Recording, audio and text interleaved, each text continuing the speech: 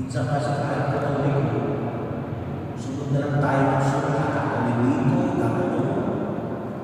Kaya kahit ang nobela o debisyon, hindi na natin alam kung ano ang naman na pagkakulang ito sa buhay natin.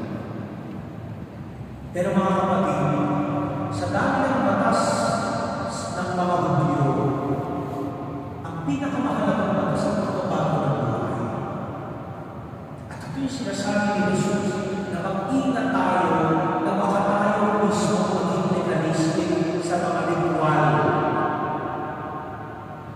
Alam niyo, kapag pinag-uusapan ng ritual ng liturgy, sa mga bagong panahon, natatalo ang tradisyon, ang traditional sa makabagong paraan ng pagbibisa. But I think we are in the middle of the extremes. Ang simbahan ay pala sa gitna ng both extreme liberal and extreme traditional. Dahil anong sinasabi sa atin? Ang pananaw ng simbahan ay pantay. At sana makita lang natin din sa ating sarili ito. Hindi tayo sobrang liberal, sobrang tradisyonal.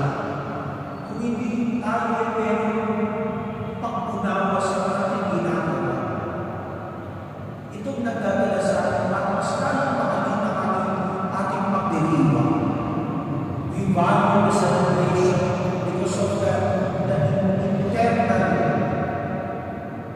effects of the celebration. Kaya nga, nalalapit na naman malapit na papasok tayo sa mga Kwaresma.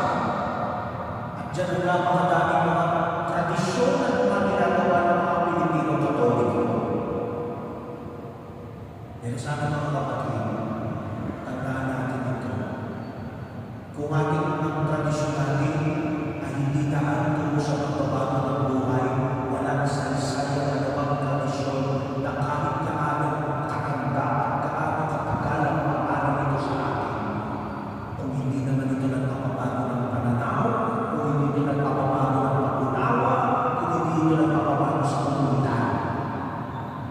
Pero pangalawa, sa ating unang pagbasa mga kapatid, napakasimple ng dasal ni Solomon. Sabi ni Solomon, Panginoon, manahan ka sa templo ito. Sana Panginoon, ikaw ang mababay sa akin araw o gabi. At sana Panginoon, ito ang magdala sa akin sa pagkilati sa pag-unawa ng tama at mali.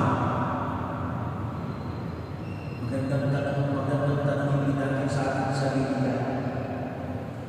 Ang templo ng Diyos ay hindi na naman malaking simbahan. Ang templo ng Diyos ay ang bawat isa sa atin. Ang templo ng Diyos ay ang katawan natin at ang pinanalamanan ng Espiritu Santo. Kaya ba natin ito pinapangalagaan? Ano ba ang magbibigay natin ng respeto sa ating katawan? Katawan na ito ay gabay o pinananahanan ng Espiritu ng Diyos. Sa natin ito dinadala. Sa natin ito ibinabahagi.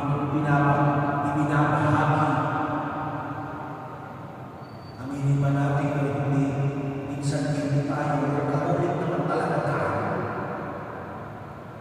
Pero sana ito yung mas magpahalagang bigay sa ating paalala. Nandiyan ang Diyos.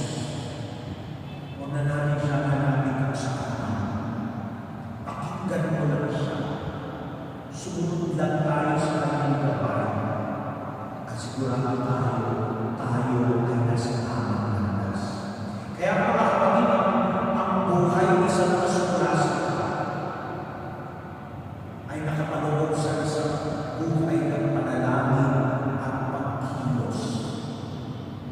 Kung si San Benedicto, kung si Saint Benedict of Nursia ay ora et labora, si Saint Scholastica ay din ng pag